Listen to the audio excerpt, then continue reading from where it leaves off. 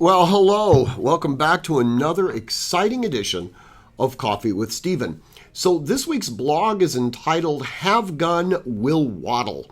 And it deals with something that we've talked about a number of times before, and that is the concept of professionalism at arms.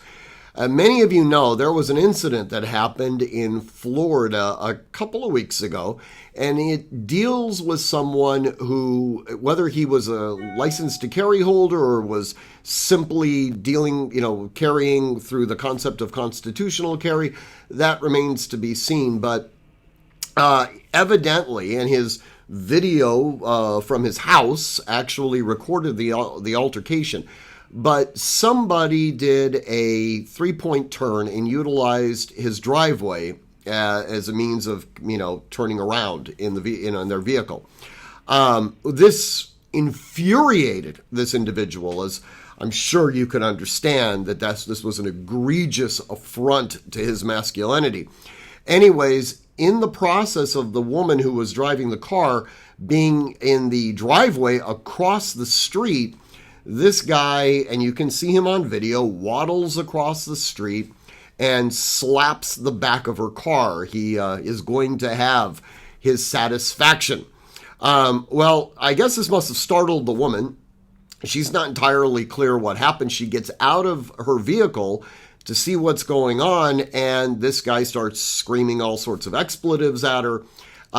She returns the favor, and then this guy starts walking away, going back towards his house.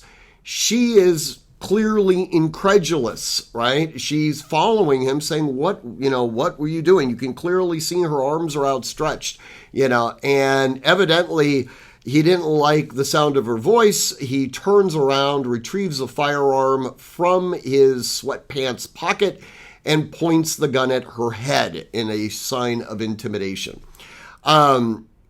Look, I'm not entirely sure what the prosecutor is going to ultimately do with this particular individual. I can only hope.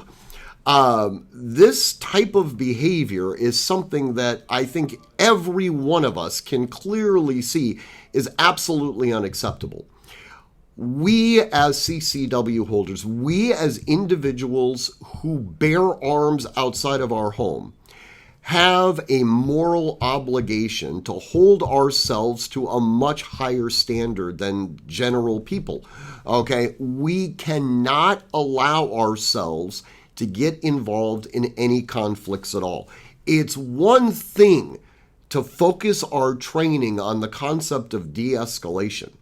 It's an entirely different thing when we ourselves become the aggressors.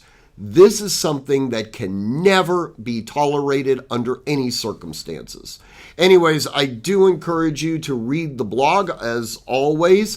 If you want to comment, you can certainly do so directly on the blog. And again, train constantly, train consistently, train repetitively, and train with purpose. Above all else, stay safe.